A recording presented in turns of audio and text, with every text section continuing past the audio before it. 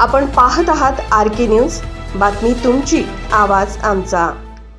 अरिहंतकडून शेतकऱ्यांचा आर्थिक विकास। दत्त शेतकरी कारखान्याचे अध्यक्ष गणपतराव पाटील यांचे मत।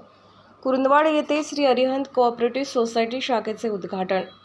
ग्रामीण भागातील सर्वसामान्य शेतकऱ्यांच्या आर्थिक विकासासाठी सहकारी संघ सोसायट्यांची गरज असते हे ओळखून सहकार नेते रावसाहेब पाटील यांनी गेल्या 34 वर्षापूर्वीच श्री अरिहंत संस्थेची स्थापना करून शेतकऱ्यांच्या हितासाठी कार्य केले आहे। आज अरिहंतमुळेच शेतकऱ्यांच्या आर्थिक विकासाला चालना मिळत असल्याचे मत शिरोळ येथील दत्त कारखान्याचे चेअरमन श्री गणपतराव पाटील यांनी व्यक्त केले।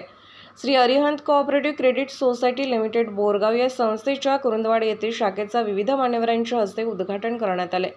संस्थेचे संस्थापक अध्यक्ष रावसाहेब पाटील यांनीही मनोगत व्यक्त करताना कर्नाटक बरोबरच महाराष्ट्र राज्यातही शाखा विस्ताराला मंजुरी मिळवून जयसिंगपूर, गडिंग्लज, सांगली, कुरुंदवाड या ठिकाणी शाखा प्रारंभ केला आहे। लवकरच आदमापूर, इचलकरंजी, हुपरी या ठिकाणीही शाखेचे उद्घाटन होणार आहे।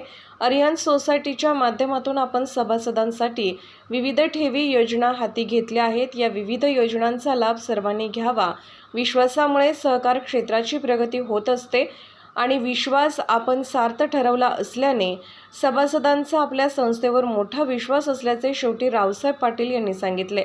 कार्यक्रमास युवा नेते उत्तम पाटील, कार्याध्यक्ष अभिनंदन पाटील, सौ मीनाक्षी पाटील, रावसाहेब पाटील, धनपाल आलासे, दादासाहेब पाटील, बाळासाहेब देसाई, जवाहर पाटील, रामचंद्र मोहिते, रमेश भुजगडे, अरुण आलासे, प्रदीप पाटील, हर्षद बागवान, इंद्रजित पाटील, देवराज मगदुम, बाळासो नाईक, जुनप्पा भबिरे, शरद आलासे, अक्षय आलासे, संस्थेचे उपाध्यक्ष सतीश पाटील, CEO अशोक बंकापुरे यांच्यासह सर्व संचालक मान्यवर उपस्थित होते।